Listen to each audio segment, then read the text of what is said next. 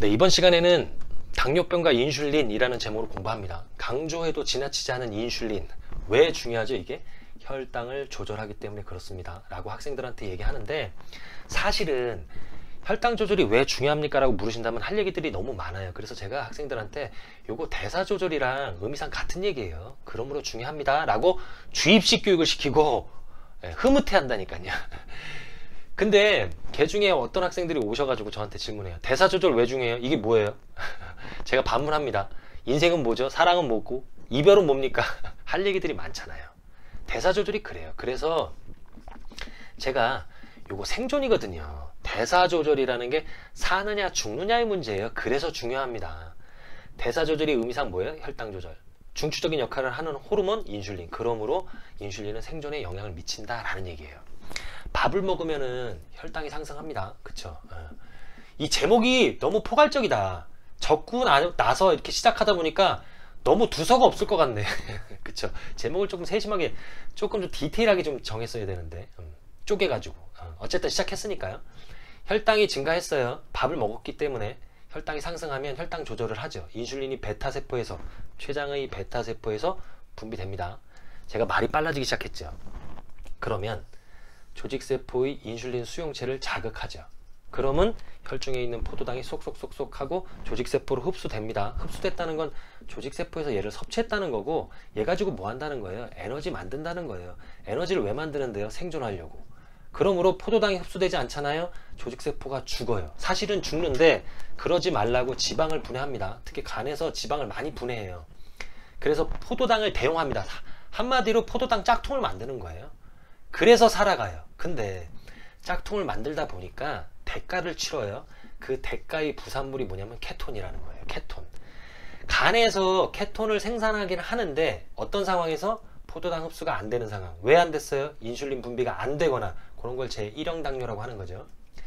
인슐린이 분비됐는데 양이 충분하지 않거나 수용체가 민감성이 떨어졌거나, 그걸 제2형 당뇨라고 하는 거예요. 그쵸? 어쨌든 요런 상황에서는 흡수가 잘 되지 않으니까 간에서 지방을 많이 분해시킵니다. 그러면서 케톤을 만들어요. 이 케톤을 만들어서 간에서 소비하지 않고, 간은 케톤을 생산하긴 하지만 소비하지는 않는단 말이에요. 그러면 얘가 어떻게 돼요? 이렇게 혈중으로 방출돼요. 많이 쌓일 테니까. 그러면 혈액은 케톤의 성격을 띠게 됩니다. 케톤이 어떤 성격이냐고 물으신다면 얘가 산성이에요. 산성은 좋은 게 아닙니다. 우리 산성비 안 맞잖아요. 야, 산성비 내린다, 나가서 맞자, 이런 얘기 안 합니다. 그쵸? 산성이 돼요. 그러니까 케톤으로 인한 케톤 산증이 온다는 얘기예요. 누가? 혈액이 케톤 산증이 왔다, 마비되는 거예요. 마비됐다, 혈액이 마비됐어요, 생존에 위협을 미칠 수밖에 없다라는 얘기예요. 그래서 인슐린이 분비되지 않는 제1형 당뇨, 예전에는 사형 선고였구나 라는 거고, 인슐린이 분비되지 않으니까 의존을 해요. 누구한테 의존했냐면 옛날에 동물에게 의존했습니다. 무슨 얘기냐면 동물의 인슐린을 채취해서 사람에게 주입시켰어요. 그때가 1922년 캐나다입니다. 14세 소년에게 주입시켰는데 성공했죠. 그러나 불순물은 좀 있었죠. 그래서 통증이나 붓기가 있었다고는 하는데 점점점 나아진 거예요. 1980년대까지 동물의 인슐린을 사람에게 주입시켰어요. 근데 그 이후부터 실험실에서 합성을 해가지고 이제 인간에게 놓기 시작한 거죠. 근데 이거 왜 꼭 주사를 맞아요? 라고 이제 학생들이 저한테 질문을 합니다. 이거는 단순해요. 왜냐하면 인슐린이 단백질이잖아요. 내분비 때 우리가 공부를 했습니다. 단백 호르몬이기 때문에 단백질은 위에서 소화가 되잖아요. 그래서 먹을 수가 없는 거예요. 그래서 주사를 맞는 거다라는 얘기예요. 인슐린이 분비되지 않는 제1당뇨, 제1형 당뇨. 예전에는, 그러니까 1922년 이전에는 인슐린을 어떻게 해줄 방법이 없었죠. 그러면 케톤 산증으로 인해서, 즉 인슐린이 분비 안 되는 거 당뇨니까 당뇨성 케톤 산증이에요. 그로 인해서 생존할 수가 없었다. 그러므로 사형 선고였고, 그러니까 인슐린은 생존에 영향을 미치는구나, 중요한 호르몬이네 라는 거죠. 자, 그러니까 이런 거예요. 제가 이제 마지막으로 시간이 조금 남으니까, 혈당이 높지만 인슐린 분비가 안 돼서 흡수가 안 되는 이 상황이나, 아니면 금식하는 거예요. 다이어트 한다고 탄수화물을 먹지 않는 거예요. 그러면 혈당이 이번엔 낮아서 흡수할 게 없는 거예요. 얘 입장에서는 높은데 인슐린이 분비 안 돼서 흡수가 안 되나, 아예 금식을 해서 저탄수화물 식이를 하는 거죠. 그래서 흡수될 게 없거나 얘 입장에서는 흡수가 안 되는 건 똑같아요.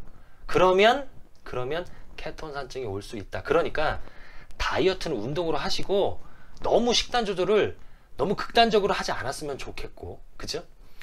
이렇게 케톤산증 있는 분들의 특징이 뭐냐면 피로감, 구토, 메스꺼움, 그리고 말할 때 이게 이제 아세톤이에요. 아세톤. 그 매니큐어 지울 때 그 쓰는 아세톤. 그 냄새가 나요. 입에서 그 냄새가 나기도 한다는 얘기예요. 이게 휘발성이기 때문에 이게 호기를 할 때 배출이 된단 말이에요. 그러므로 그런 냄새, 과일 향이라고 그러죠. 교과서적으로는 그런 향이 나면 의심을 해볼 만하다라는 얘기죠. 제목이 조금 구체적이지 않다 보니까 내용이 좀 두서가 없었다라는 얘기. 자, 저는 항상 여러분들 편입니다.